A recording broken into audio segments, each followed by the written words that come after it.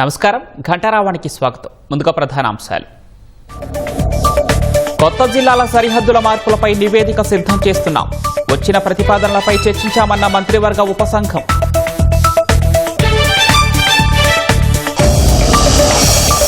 గతంతో పోలిస్తే టీటీడీలో అన్నప్రసాదాల నాణ్యత పెరిగింది. తిరుమల పవిత్రత పెంచేలా పనిచేస్తున్నామన్న బిఆర్ నాయుడు.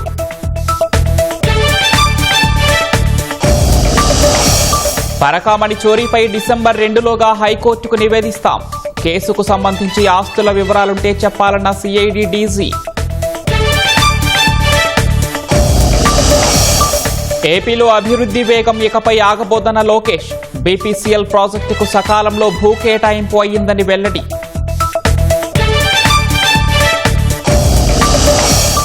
నూట 120 సబ్ రిజిస్ట్రార్ కార్యాలయాల్లో ఏసీబీ మెరుపు దాడులు.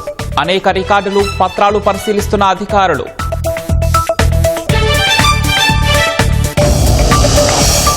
ఎస్ఐఆర్ను రాహుల్ సమర్థిస్తున్నారో వ్యతిరేకిస్తున్నారో చెప్పాలి. ఓట్ల చోరీపై చేసిన ఆరోపణల్లో వాస్తవాలు లేవని ఎన్నికల సంఘం వివరణ.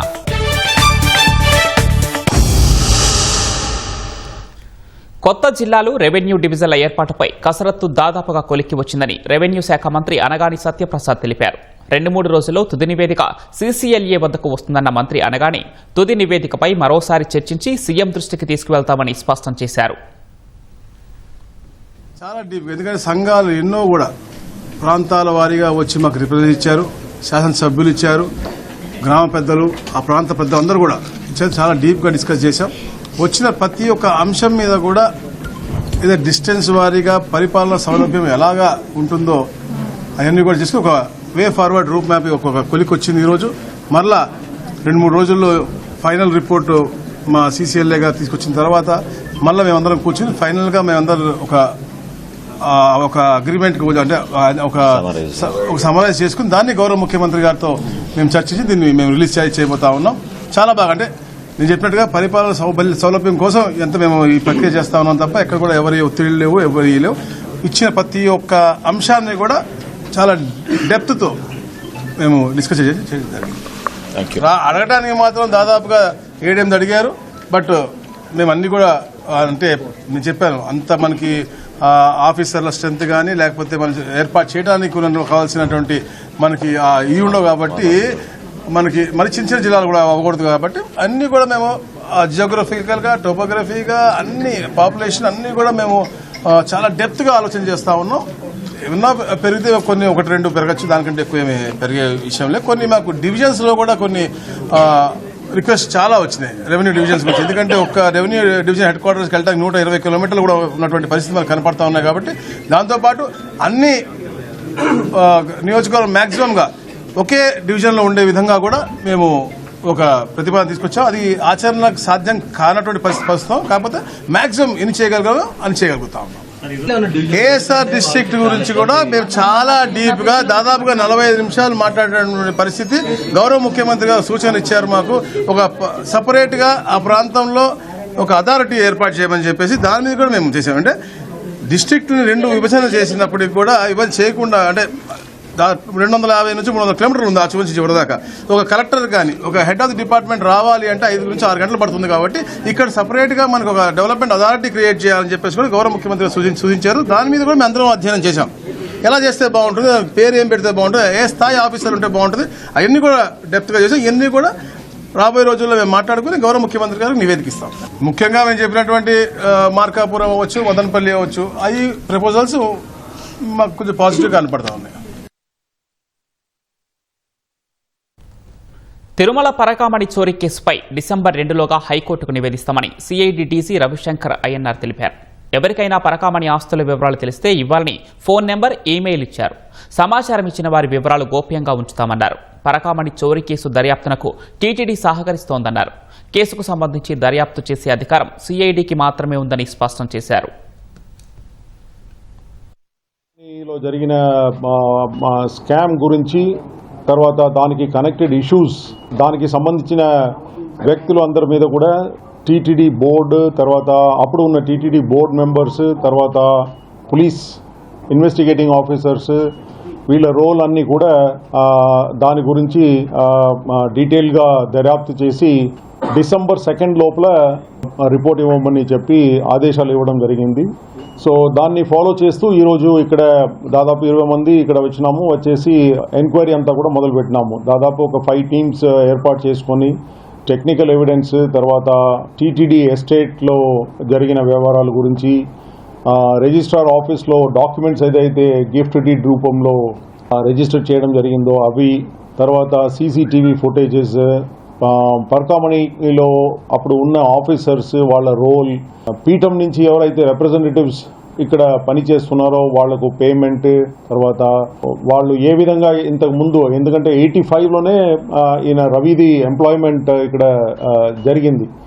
అప్పుడు నుంచి ఇప్పుడు దాకా whatever he has done, ఆయనకి వచ్చిన ఆదాయం, తర్వాత బ్యాంక్ రిలేటెడ్ ఇష్యూస్, తర్వాత ప్రాపర్టీస్ ఇన్ తమిళనాడు, కర్ణాటక, హైదరాబాద్, మన తిరుపతిలో, ఇవి అన్ని కోణాల్లో దర్యాప్తు చేసి డిసెంబర్ 2 లోపల హైకోర్టుకు నేను స్వయంగా వెళ్ళి రిపోర్ట్ ఇవ్వాలని చెప్పి ఆదేశం ఇవ్వడం జరిగింది.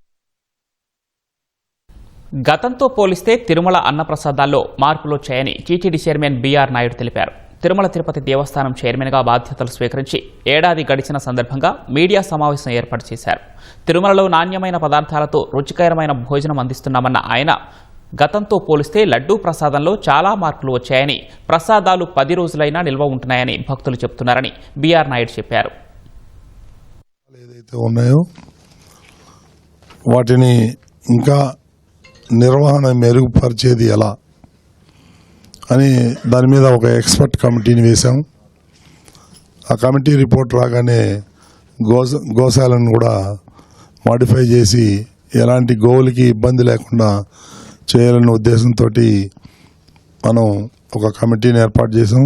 ఆ రిపోర్ట్ రాగానే దాని మీద కూడా పనులు మొదలు పెడతాం. తిరుపతిలో ఉన్నటువంటి ఎయిర్పోర్ట్కి శ్రీ వెంకటేశ్వర ఇంటర్నేషనల్ ఎయిర్పోర్ట్ అనే నామకరణం చేసాం.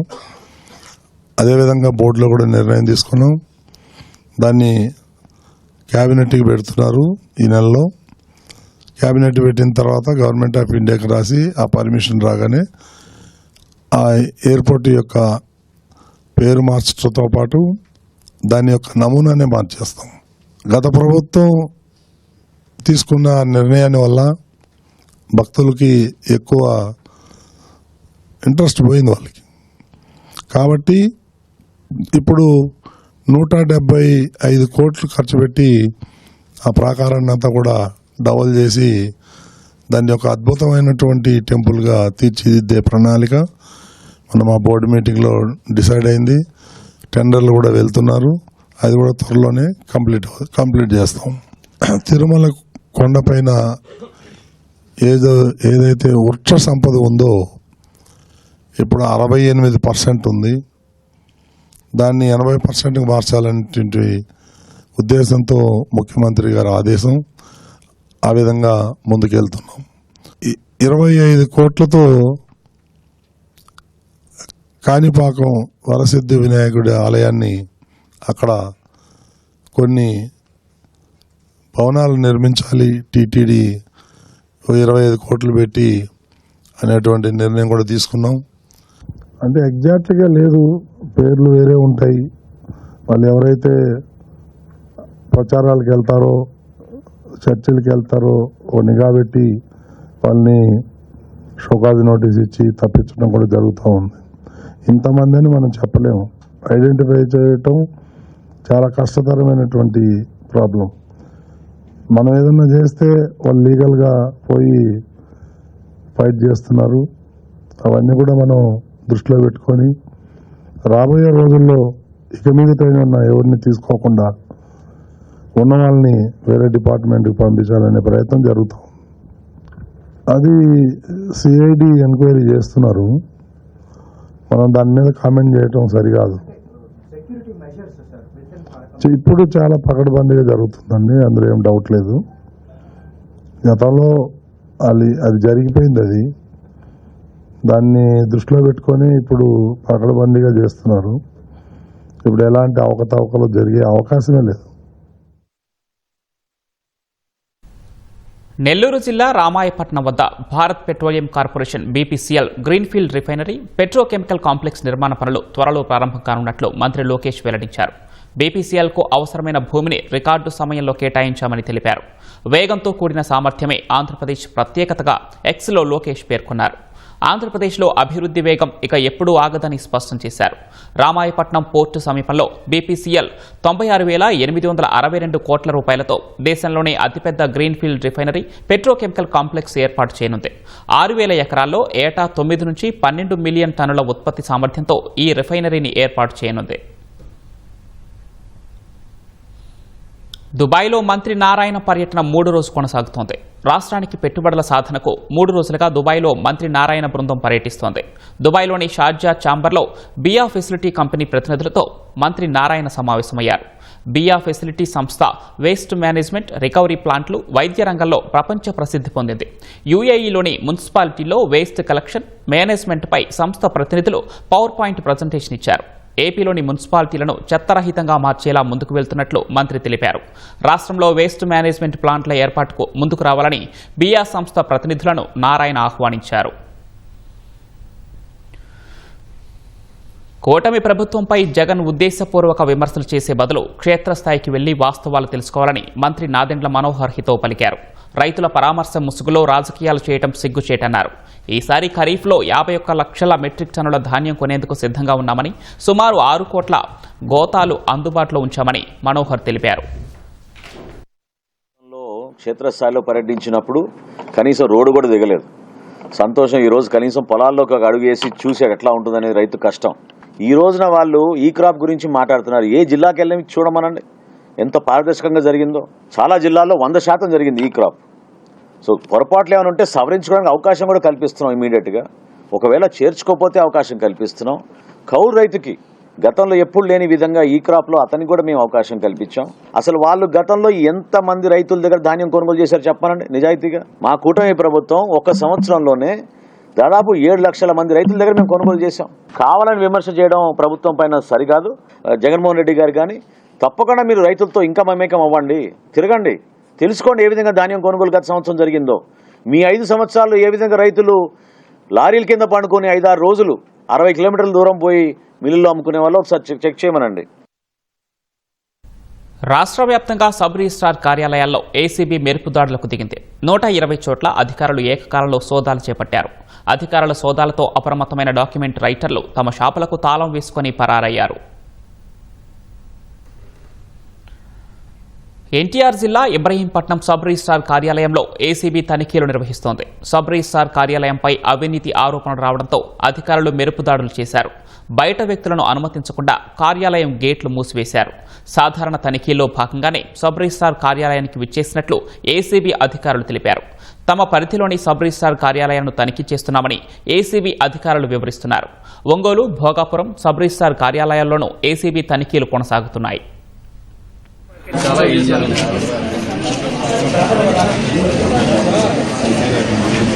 అది రాస్తా సార్ వీటి రాసేస్తున్నాం.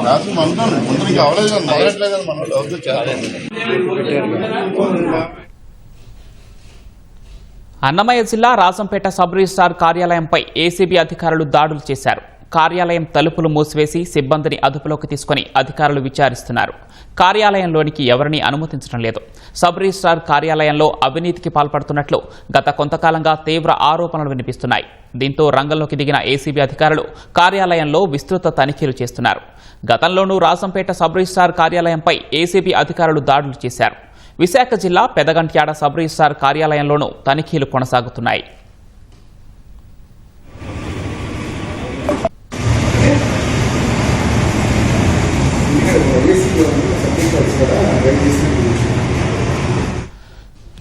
పల్నాడు జిల్లా నరసరావుపేట సబ్ రిజిస్ట్రార్ కార్యాలయంలో ఏసీబీ అధికారులు దస్తావేజుల తనిఖీలు చేపట్టారు. నెల్లూరులోని స్టోన్ హౌస్ పేట సబ్ రిజిస్ట్రార్ కార్యాలయంపై ఏసీబీ అధికారులు ఆకస్మిక దాడులు నిర్వహించారు. కార్యాలయానికి తలుపులు వేసి పలు రికార్డులు పరిశీలిస్తున్నారు.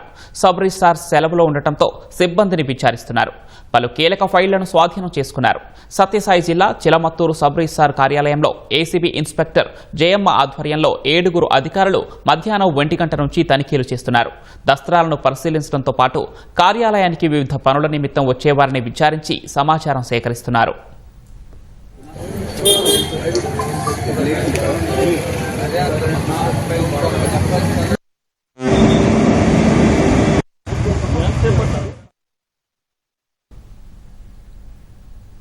ముఖ్యమంత్రి చంద్రబాబు సతీమణి NTR trust managing trustee Nara Bhuvaneswari లండన్లో 2 అంతర్జాతీయ పురస్కారాలు అందుకోవడంపై అనపర్తి ఎమ్మెల్యే నల్లమిల్లి రామకృష్ణారెడ్డి హర్షం వ్యక్తం చేశారు. తూర్పుగోదావరి జిల్లా కొత్తూరులో కూటమి శ్రేణులతో కలిసి కేక్ కట్ చేశారు. అనపర్తి నియోజకవర్గ ప్రజల తరపున భువనేశ్వరికి శుభాకాంక్షలు తెలిపారు. సామాజిక సేవ రంగంలో ఆమె మరింత అభివృద్ధి సాధించాలని ఆకాంక్షించారు. లండన్లో ఏదైతే ఇన్స్టిట్యూట్ ఆఫ్ డైరెక్టర్స్ ఐఓడి ఉందో అది ఒక ప్రతిష్టాత్మకమైన డిస్టింగ్విష్డ్ ఫెలోషిప్ అవార్డు 2025ని శ్రీమతి భువనేశ్వరి గారికి అందించడం జరిగింది. గతంలో భారతదేశం నుంచి ఈ ప్రతిష్టాత్మకమైన అవార్డుని డాక్టర్ అబ్దుల్ కలాం గారు స్వీకరించడం జరిగింది. మరి గత 5 సంవత్సరాలుగా మహిళల్ని ఏ విధంగా చిన్నచూపు చూశారు, ముఖ్యంగా భువనేశ్వరి గారిని ఏ విధంగా మాట్లాడారు, ఒక ముఖ్యమంత్రి గారి భార్యగా, ఒక ముఖ్యమంత్రి గారి కుమార్తెగా, ఆవిడ ఈనాడు రాజకీయ వ్యవహారంలో కలగజేసుకోని వ్యక్తిగా సామాజిక సేవా రంగానికి మాత్రమే పరిమితమై ఒక పక్క హెరిటేజ్ ఫుడ్స్ని రన్ చేస్తూ ఒక అత్యద్భుతమైన ప్రతిభ కనపరుస్తున్న నేపథ్యంలో ఆవిడకి డిస్టింగ్విష్డ్ ఫెలోషిప్ అవార్డు లండన్లో అందజేయడం జరిగింది. ఈ సందర్భంగా భువనేశ్వర్ గారికి హృదయపూర్వకంగా శుభాకాంక్షలు తెలియజేసుకుంటూ ఆవిడ సామాజిక సేవా రంగంలో మరింత అభివృద్ధి సాధించాలని తెలియజేసుకుంటూ అందరికీ నమస్కారం. ఆన్లైన్ క్రికెట్ బెట్టింగ్ నిర్వహిస్తున్న ముఠాను కడప జిల్లా పోలీసులు అరెస్ట్ చేశారు. నిందితుల నుంచి 6,28,000 నగదు, 8 సెల్ ఫోన్లు, 4 బ్యాంకు పాస్ పుస్తకాలను స్వాధీనం చేసుకున్నారు. చాపాడు మండలం చిన్న గురువల్లూరు గ్రామానికి చెందిన జగన్ అనే వ్యక్తి నుంచి కొంతమంది ఆన్లైన్ ట్రేడింగ్ క్రికెట్ బెట్టింగ్ నిర్వాహకులు తమకు బ్యాంక్ అకౌంట్లు కావాలని చెప్పారు. దీంతో జగన్ వివిధ బ్యాంకుల నుంచి కొన్ని అకౌంట్లను ఓపెన్ చేసి బెట్టింగ్ నిర్వాహకులకు ఇచ్చారు. కొన్ని అకౌంట్లు ఫ్రీజ్ కావడంతో మళ్లీ అకౌంట్లు ఓపెన్ చేయించాలని బెట్టింగ్ ముఠా అడగడంతో అతను నిరాకరించారు. బెట్టింగ్ నిర్వాహకులు అతనిపై దాడి చేయగా పోలీస్ స్టేషన్లో ఫిర్యాదు చేశారు. దీంతో అసలు విషయం వెలుగులోకి వచ్చింది. పోలీసులు కేసు నమోదు చేసి లోతుగా దర్యాప్తు ప్రారంభించారు. ఈ క్రమంలో ఆన్లైన్ క్రికెట్ బెట్టింగ్ నిర్వహిస్తున్న ముఠాను అరెస్టు చేసి వారిపై నాన్ బెయిలబుల్ కేసులు నమోదు చేస్తున్నట్లు ఎస్పీ వెల్లడించారు. ఫేక్ సిమ్ కార్డ్స్ తో ఫేక్ మ్యూల్ అకౌంట్ క్రియేట్ చేస్తారు, ఆ అకౌంట్ సెల్ చేస్తారు బయట ఉన్న వాళ్ళు. తర్వాత ఈ అంతా బెట్టింగ్ ట్రాన్సాక్షన్ వీళ్ళు ఫెసిలిటేట్ చేస్తారు. డబ్బు కలెక్ట్ చేసి బ్యాంక్ అకౌంట్ లో పెట్టడం, ఆ బ్యాంక్ అకౌంట్ నుంచి బయట ఉన్న వాళ్ళకి డబ్బు ఇవ్వడం, బయట ఉన్న నుంచి అవుట్ సైడ్ ఇండియా ఉండొచ్చు, వేరే స్టేట్ లో ఉండొచ్చు, వీళ్ళ నుంచి డబ్బు కలెక్ట్ చేసి మళ్ళీ ఆ బెట్టింగ్ ఎవరైతే చేస్తున్నారో ఏదైనా ట్రాన్సాక్షన్ ఉంటే వీళ్ళకి ఇవ్వడం. సో ఈ అంతా ఆర్గనైజ్ ఒక పద్ధతిలో ఇదంతా నడుస్తుంది. సో A1, A2, A3 మేము ఎప్పుడే జస్ట్ మొన్న ఇన్వెస్టిగేషన్ స్టార్ట్ చేసాము. పోలీస్ కస్టడీలో ఇప్పటి వరకు మేము 6 అక్యూజ్ కి మేము అరెస్ట్ చేశాము. ఓట్ల చోరీ అంశంపై కాంగ్రెస్ అగ్రనేత రాహుల్ గాంధీ మరోసారి ఎన్నికల సంఘంపై సంచలన ఆరోపణలు చేశారు. హర్యానాలోనూ 25 లక్షల ఓట్ల చోరీ జరిగిందని రాహుల్ ఆక్షేపించారు. ఇందుకోసం బీజేపీ అనేక వ్యవస్థలను వినియోగించి అవినీతికి పాల్పడిందని వ్యాఖ్యానించారు. బ్రెజిల్ మోడల్ పేరు హర్యానా ఓటర్ల జాబితాలోకి ఎలా వెళ్లిందని రాహుల్ ప్రశ్నించారు. ఒకే పేరు, ఫోటోతో అనేక ఓట్లు ఉంటే ఎన్నికల సంఘం ఏం చేస్తుందని నిలదీశారు.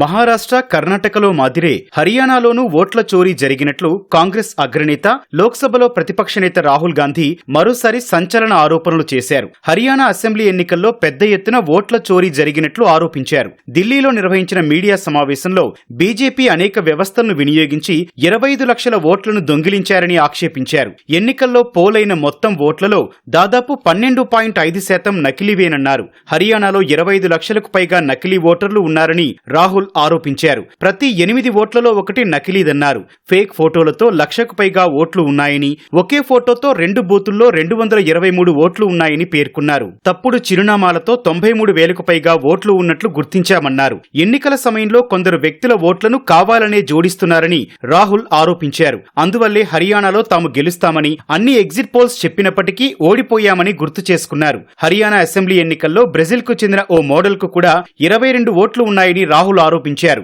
ఆమె ఫోటోతో వివిధ పేర్లు, వయస్సులతో ఓట్లు సృష్టించారని వెల్లడించారు. Total difference in votes between Congress Party and BJP, 1.18 lakh votes across the state. Who is this lady? How old is she? Which state does she come from? What's her name? Can anyone try? Goa? Maharashtra? North? Is she from Haryana? You sure? You're absolutely sure she's not from Haryana? Okay, but she votes 22 times in Haryana. And she votes in 10 different booths in Haryana. And she's got multiple names. Seema, Sweetie, Saraswati, Rashmi, Vimla. Why I'm opening with this slide is because this happens in 10 booths. That means that this is a centralized operation. She's from Brazil. She's a Brazilian model. That's a stock photograph, and she is one of 25 lakh such records in Haryana. ఇన్ని అక్రమాలు జరుగుతుంటే ఎన్నికల సమయంలో EC ఏం చేస్తోందని రాహుల్ ప్రశ్నించారు. నకిలీ ఓటర్లను గుర్తించేందుకు ఈసీ వద్ద సాఫ్ట్వేర్ ఉన్నప్పటికీ ఓటరు జాబితాలో 25 లక్షలకు పైగా నకిలీ ఓటర్లు ఎలా వచ్చారని నిలదీశారు. ఈసీ తలుచుకుంటే నకిలీ ఓట్లను సెకండ్లలోనే తొలగించేదని, బీజేపీకి లబ్ధి కలిగించేందుకు ఎన్నికల అధికారులు ఈ విషయాలను పట్టించుకోకుండా వదిలేశారని ఆరోపించారు. ఉత్తరప్రదేశ్లో ఓటు వేసిన వేలాది మంది హర్యానాలోనూ ఓటు వేశారని తెలిపారు. ఓట్ల దొంగలను కాపాడుతూ ప్రజాస్వామ్యాన్ని ఈసీ ధ్వంసం చేస్తోందని రాహుల్ దుయ్యబట్టారు. హర్యానా అసెంబ్లీ ఎన్నికల్లో ఓట్ల చోరీ జరిగినట్లు కాంగ్రెస్ అగ్రనేత రాహుల్ గాంధీ చేసిన ఆరోపణలను కేంద్ర ఎన్నికల సంఘం ఈసీ తిప్పికొట్టింది. రాహుల్ చేస్తున్న ఆరోపణల్లో ఎలాంటి వాస్తవాలు లేవని వెల్లడించింది. గత ఏడాది హర్యానాలో ఎన్నికలు జరిగాయని, వాటికి ముందు ఓటర్ జాబితాకు వ్యతిరేకంగా ఎలాంటి ఫిర్యాదులు రాలేదని తెలిపింది. ఎన్నికలకు ముందు కాంగ్రెస్ నుంచి కూడా ఎలాంటి అభ్యంతరాలు రాలేదని ఈసీ వివరణ ఇచ్చింది. నకిలీ ఓట్లు వేస్తున్నప్పుడు కాంగ్రెస్ బూత్ ఏజెంట్లు ఎందుకు గుర్తించలేదని ప్రశ్నించింది. పోలింగ్ కేంద్రాల్లో వారు ఏం చేస్తున్నారని ఈసీ నిలదీసింది.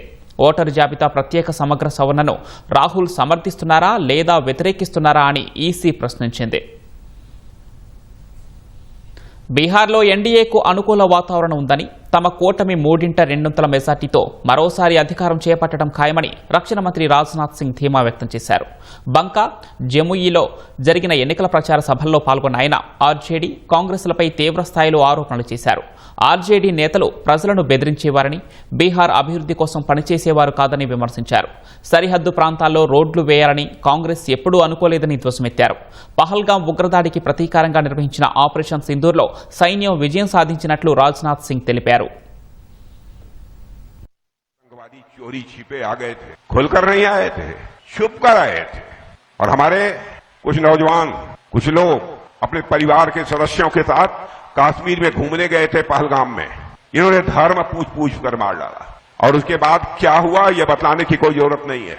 हम लोगों ने जितने भी ऐसे प्रमुख आतंकवादी ठिकाने थे, बड़े बड़े आतंकवादी संगठनों के, बहनों भाई, ऑपरेशन सिंदूर में आतंकवादी सारे ठिकानों को सफाया कर दिया.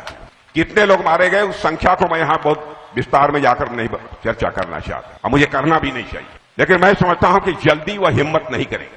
अब करेंगे तो बहनों भाइयों, हमारा ऑपरेशन सिंदूर समाप्त नहीं हुआ है, अभी स्थगित किया है. हम फिर से ऑपरेशन करेंगे और आक्रमण करेंगे उसके ऊपर. తమిళనాడులో అధికార డీఎంకే పార్టీకి బలమైన ప్రత్యామ్నాయం టీవీకే అని ఆ పార్టీ చీఫ్, సినీ నటుడు విజయ్ అన్నారు. వచ్చే ఏడాది తమిళనాడు అసెంబ్లీ ఎన్నికల్లో ప్రధాన పోటీ డీఎంకే టీవీకే మధ్య ఉంటుందని తెలిపారు. ఆ పోరులో టీవీకే 100% గెలుపొందుతుందని ధీమా వ్యక్తం చేశారు. కరూర్ తొక్కిసలాట ఘటన ఏకసభ్య కమిషన్ను తొందరపాటుగా నియమించడాన్ని ప్రజలు ప్రశ్నిస్తున్నారని వ్యాఖ్యానించారు. మహాబలిపురంలో ఏర్పాటు చేసిన టీవీకే జనరల్ కౌన్సిల్ సమావేశంలో మాట్లాడిన విజయ్, తొక్కిసలాట ఘటనను తనను ఎంతో కలిసివేసిందని చెప్పారు. పార్టీ ఎదుర్కొంటున్న అడ్డంకులు తాత్కాలికమైనవేనని, వాటిని అధిగమిస్తామని విజయ్ తెలిపారు.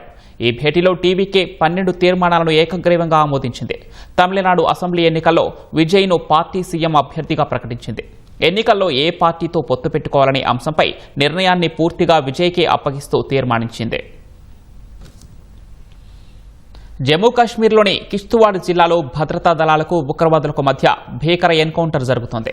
ఉగ్రవాదులను చుట్టుముట్టిన భద్రతా దళాలు వారిపై కాల్పులు జరుపుతున్నట్లు తెలుస్తోంది. కిష్తవాడ్ జిల్లాలోని చెత్రు ప్రాంతంలో ఉగ్రవాదులు దాక్కున్నట్లు సమాచారం అందుకున్న భద్రతా బలగాలు జమ్మూ కాశ్మీర్ పోలీసులతో కలిసి ఆపరేషన్ చెత్రు పేరిట తనిఖీలు నిర్వహించాయి. ఈ క్రమంలో ఓ చోట ముష్కరులు తారసపడి కాల్పులు జరిపారు. అప్రమత్తమైన భద్రతా దళాలు ఎదురు కాల్పులు జరిపాయి. ఉదయం నుంచి ఎన్కౌంటర్ జరుగుతున్నట్లు సంబంధిత వర్గాలు తెలిపాయి.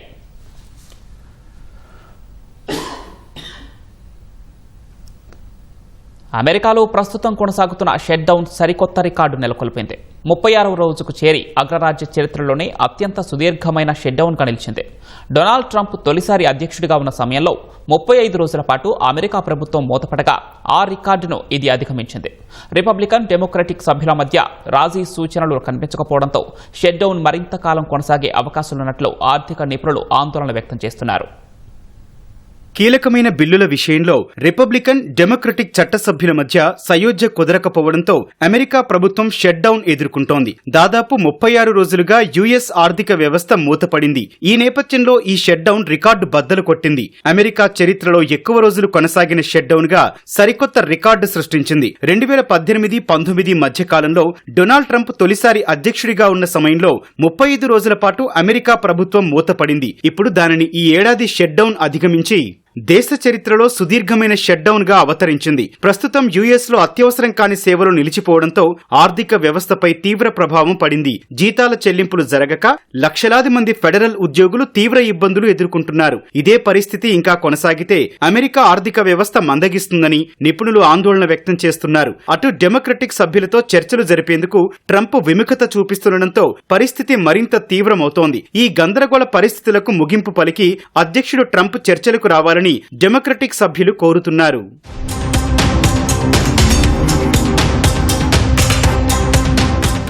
ప్రస్తుత షట్ డౌన్ ప్రభావం విమాన సర్వీసులపై తీవ్రంగా పడింది. ఎయిర్ ట్రాఫిక్ కంట్రోల్ సిబ్బందికి జీతాలు చెల్లించని కారణంగా చాలా మంది విధుల్లోకి హాజరు కాకపోవడంతో విమాన రాకపోకలకు అంతరాయం కలుగుతోంది. రానున్న రోజుల్లో సిబ్బంది కొరత మరింత ఎక్కువగా ఉండే అవకాశం ఉందని, దీంతో విమానాల ఆలస్యం, సర్వీసుల రద్దు మరింత పెరగొచ్చని అమెరికా రవాణా మంత్రి శాన్ డఫీ పేర్కొన్నారు. ప్రభుత్వాన్ని తిరిగి తెరవాలని చట్టసభ్యులపై కార్మిక సంఘాలు ఒత్తిడి చేస్తున్నాయి. ఇది సుదీర్ఘమైన షట్ డౌన్ మాత్రమే కాదని అత్యంత తీవ్రమైన షట్ డౌన్ కూడా అని ఆర్థిక రంగ నిపుణులు అంటున్నారు. అటు షట్ డౌన్ కారణంగా ఆరోగ్య సంరక్షణ ఖర్చులు ఆకాశాన్నంటుతున్నాయని వాపోతున్నారు. ఈ షట్ డౌన్ వల్ల నవంబర్ 1 నాటికి $7 బిలియన్ అమెరికా సంపద ఆవిరైనట్లు కాంగ్రెషనల్ బడ్జెట్ ఆఫీస్ అంచనా వేసింది.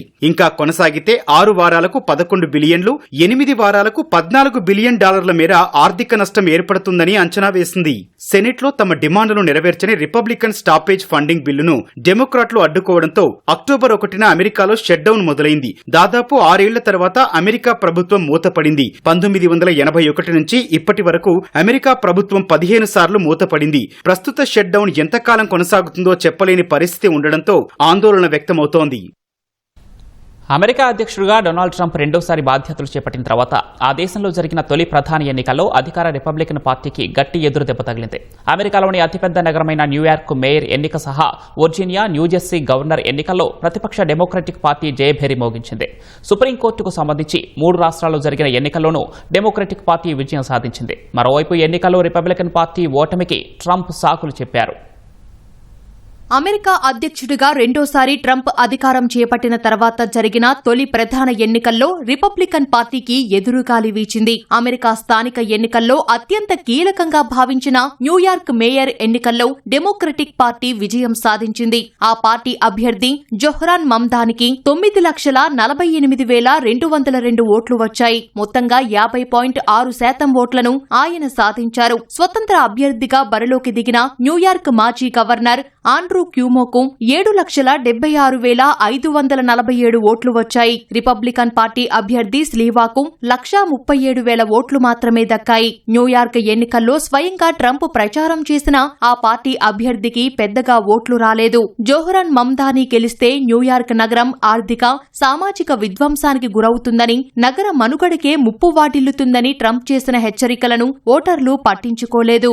మరోవైపు వర్జీనియా, న్యూజెర్సీ రాష్ట్రాల్లోని గవర్నర్లకు సంబంధించిన 2 ఎన్నికల్లోనూ డెమోక్రాట్లు పైచేయి సాధించారు. వర్జీనియా లెఫ్టినెంట్ గవర్నర్ పదవిని భారత సంతతికి చెందిన గజాలా హష్మీ కైవసం చేసుకున్నారు. రిపబ్లికన్ అభ్యర్థి జాన్ రీడ్ పై ఆమె విజయం సాధించారు. న్యూజెర్సీ గవర్నర్ ఎన్నికల్లో రిపబ్లికన్ అభ్యర్థి జాక్ సెటరెల్లీపై డెమోక్రటిక్ అభ్యర్థి మికీ షెరిల్ విజయం సాధించారు. సుప్రీంకోర్టుకు సంబంధించి పెన్సిల్వేనియా, కొలరాడో, మైనే రాష్ట్రాల్లో జరిగిన 3 ఎన్నికల్లోనూ డెమోక్రాట్లు విజయం సాధించారు. వచ్చే ఏడాది అమెరికా ప్రతినిధుల సభకు ఎన్నికలు జరగనున్న నేపథ్యంలో తాజా విజయాలు డెమోక్రటిక్ పార్టీకి ఊపునిచ్చాయని నిపుణులు చెబుతున్నారు. అమెరికాలో తాజాగా జరిగిన ఎన్నికల్లో రిపబ్లికన్ పార్టీ ఓటమికి అధ్యక్షుడు ట్రంప్ సాకులు చెప్పారు. తమ పార్టీ ఓటమికి 2 కారణాలు ఉన్నాయని ట్రూత్ సోషల్లో ట్రంప్ పోస్టు చేశారు. అమెరికాలో సుదీర్ఘంగా కొనసాగుతున్న షట్డౌన్ అందులో ఒక కారణమని, బ్యాలెట్పై తన పేరు లేకపోవడం ఓటమికి మరో కారణమని పేర్కొన్నారు.